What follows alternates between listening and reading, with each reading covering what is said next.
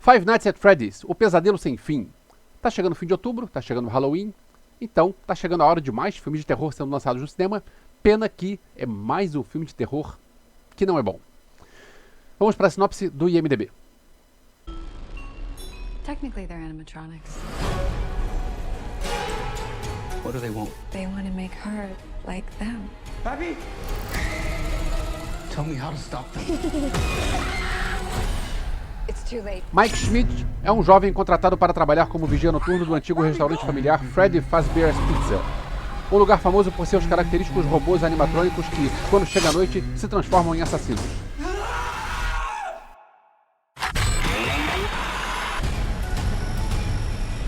Galera, antes do conteúdo, eu queria aviso de sempre, se você está vendo esse vídeo não é inscrito, se inscreve aqui embaixo, dá um like pro YouTube, compartilhar para outras pessoas e pode escrever um comentário que eu vou responder esse comentário. Eu tenho um filho de 14 anos de idade que joga Five Nights at Freddy's, o FNAF. E ele desde o início estava empolgado, porque vai ter a adaptação do FNAF, e que vai ser legal, porque eu vou querer ver, e eu vou querer rever, e eu vou levar meus amigos. E ele me encheu o saco para ir comigo na sessão de imprensa, e eu levei ele comigo na sessão de imprensa. Consegui conversar lá com a assessoria e fomos juntos. E a boa notícia para ele é que ele, como fã do jogo, ele curtiu o filme. A má notícia para mim, e para quem gosta de cinema, eu não sou fã do jogo, eu sou fã de cinema, é que o filme não é lá grandes coisas. O filme tem vários problemas. E a gente já sabia disso antes de começar o filme, porque normalmente, quer dizer, não é normalmente, às vezes tem um embargo. O embargo é, a gente vê o filme alguns dias antes e eles pedem para não dizer nada sobre o filme. Quando o filme é bom, quando a assessoria sabe que o filme é bom, quando a distribuidora sabe que o filme é bom, não tem embargo, porque o quanto mais falarem do filme, mais fácil você vender ingresso. Quando o filme é ruim, eles pedem segura as críticas. E esse aí, eles pediram para segurar as críticas até depois do filme estrear. Normalmente até a véspera. Não, o embargo era até, tipo, vendeu as primeiras sessões, agora pode liberar as críticas. Pra você ver como é que estava complicado o negócio. Antes de tudo, eu preciso dizer que eu nunca joguei o jogo. Todas as informações sobre o jogo eu peguei com meu filho. Mas eu sempre defendi que um filme tem que ser independente. Seja ele adaptação de jogo, de livro, de videogame, de quadrinhos, seja do que for. Ele precisa ser algo independente, que o cara que vai ao cinema, só ao cinema, ele precisa curtir aquilo, sem precisar de um manual de instruções. E muitos filmes, eles são adaptações, mas que só funcionam para quem conhece a obra original. Para mim, isso é uma falha. A ideia era promissora, porque você pegar um vigia noturno, que ele tem que cuidar de uma pizzaria que está fechada há décadas, e que você tem robôs animatrônicos do mal lá dentro, que são assombrados por almas de crianças, isso pode ser um filme de terror legal. Isso pode gerar um filme de terror legal. Não sei qual é a história do videogame, mas essa ideia inicial pode ser um bom filme de terror.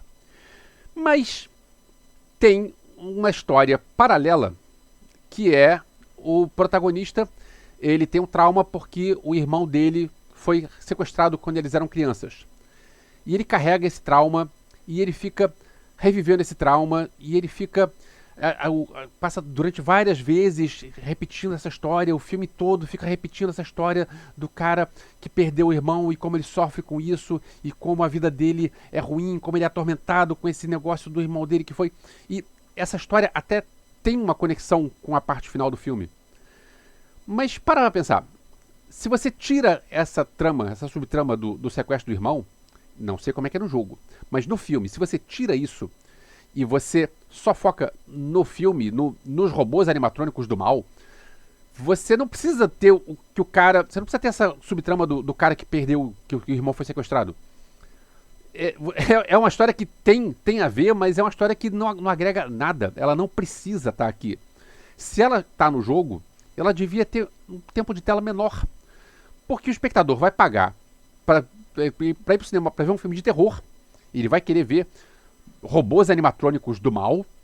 E ele vai perder metade do filme com o drama do cara porque o meu irmão foi sequestrado quando era criança. Tem outro problema básico que é: robôs animatrônicos não são assustadores. Ponto. Você vai para Disney, você vai para qualquer parque desses, tem vários robôs que ficam lá fazendo a apresentação, que fica confuso, não é algo, a princípio, assustador. Ele pode virar algo assustador dependendo de como você mostrá-lo. É que nem um palhaço. Um palhaço não é assustador. Você está numa festa e você vê um palhaço, você está no circo e vê um palhaço, o palhaço não é assustador. Mas o palhaço pode ser algo assustador dependendo de como você mostrar esse palhaço, dependendo de como você apresentar. E aqui fez falta isso, você apresentar esse robô animatrônico como alguma coisa do mal. Porque acaba que você vê o robô animatrônico e ele não é assustador. E as pessoas têm medo do robô. Por que a pessoa vai ter medo de um robô?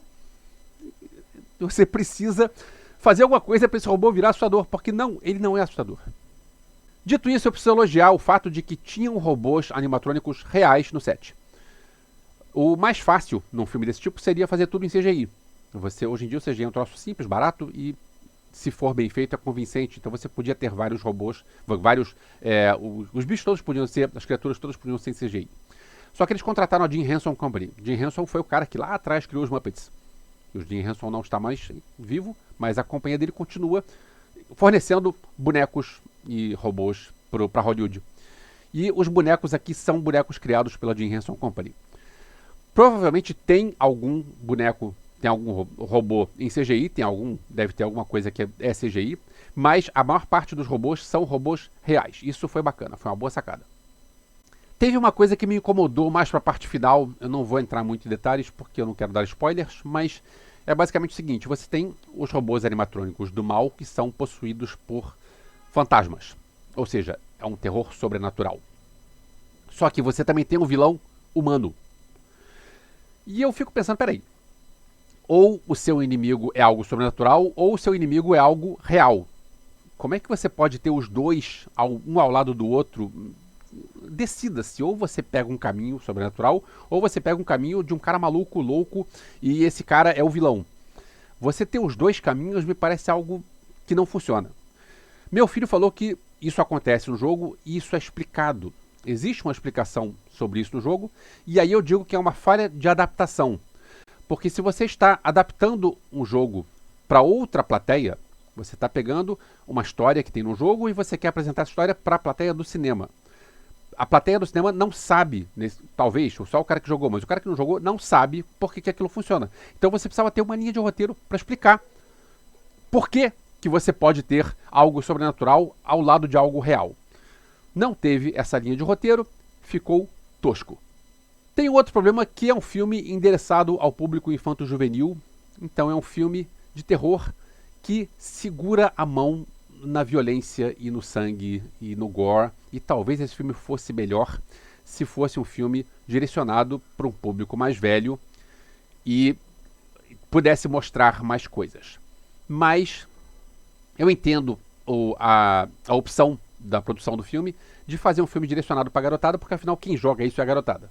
Você ia fazer um filme para adultos, mas o público do seu filme são as pessoas que jogam videogame que são mais novos. Então eu entendo a opção de você fazer o filme direcionado para isso, mas tem um problema. O filme podia ter sido melhor se tivesse um pouco mais de violência. Eu ainda preciso falar de furos do roteiro, mas é difícil falar de furos do roteiro sem entrar em spoilers, mas eu vou dar um exemplo simples que é sem spoiler, mas para você que vai ver o filme, você pensa o seguinte: preste atenção na tia do garoto. O que aconteceu com a tia do garoto? Por que ninguém, no fim do filme, esquecem que a personagem existe? É uma personagem importante, é uma personagem que tem um papel grande, e é uma personagem que no fim do filme, deixa pra lá. O elenco não tá bem. Josh Hutcherson faz o papel principal. Ele fica nessa lenga-lenga de meu irmão foi sequestrado, e acaba que não convence muito. A personagem, que é a mocinha do filme ao lado dele, ela não é legal. Eu queria ver outro filme com ela para saber se ela é ruim ou se ela está mal dirigida aqui, porque ela não tá bem aqui. A menininha, que é a irmã, aliás é esquisito, porque o cara ele tem 30 anos de idade. Eu vi no IMDb, ele tem 30 ou 30 e poucos. E ele tem uma irmã, criança. Não era mais fácil ser a filha dele? Podia ser, ele tem idade para ser pai dela. E aqui não, é a irmã. Mas ok. A irmã, ele cuida da irmã, a menina que faz a irmã também não é... Ela não é ruim, mas ela não convence muito, não é? Porque tem umas crianças que você vê a criança e você torce pela criança. Essa não, essa é daquela que... Ok. E o filme tem participação de 2 atores com nomes mais importantes, que são Matthew Lillard e a Mary Stuart Masterson. Só que nenhum dos dois está bem, ambos estão no limite da caricatura. Não funciona. O elenco todo está ruim. Dito tudo isso, eu reconheço que a ambientação na pizzaria é boa. É uma pizzaria que está fechada, uma pizzaria que tinha atrações que eram robôs animatrônicos que está fechada há décadas. E aí você tem tudo meio caindo aos pedaços e, cara, o cenário é bacana. Se o filme ficasse mais lá e menos na memória do personagem principal, o filme ia ser melhor. E outra coisa boa é que tem alguns jumpscares. Pra galera que gosta de jumpscare no cinema, ok. Tem alguns que não tem nenhum jumpscare que você pensa, cara, que legal, que coisa criativa. Não, os jumpscares estão dentro do padrão. Mas ok, existe público pra isso. Eu curto jumpscare. Jumpscare é que nem você tá num parque de diversões, na montanha-russa do parque de diversões. Você sabe que vai acontecer aquele troço. E é legal. Não é algo que vai te impressionar, mas é divertido. Então, ok, tem alguns jumpscares. E tem os robôs animatrônicos reais lá no cenário. Isso é positivo. Mas é pouco. É 1h50 do cara lembrando do irmão dele. Aqui, que eu já falei isso 3, 4 vezes, já está repetitivo, imagina no filme. Acaba que a gente pensa, era uma ideia que podia funcionar e que não funcionou.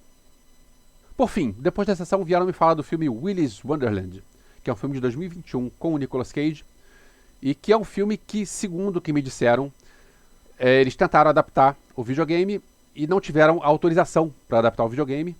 Então eles resolveram fazer uma história baseada no jogo, mas sem ser oficial. E eu agora quero ver esse outro filme para saber se é melhor, porque o Five Nights at Freddy's decepcionou. Mais uma vez, obrigado por ter chegado até o final. Você já viu o FNAF? Você gostou? Você jogou o jogo? Meu filho jogou o jogo e gostou do filme. Eu queria saber se alguém que não jogou o jogo gostou do filme, porque eu achei bem fraco. Escreve aqui embaixo o que você achou, vamos trocar uma ideia. Em breve nos vemos de novo, valeu!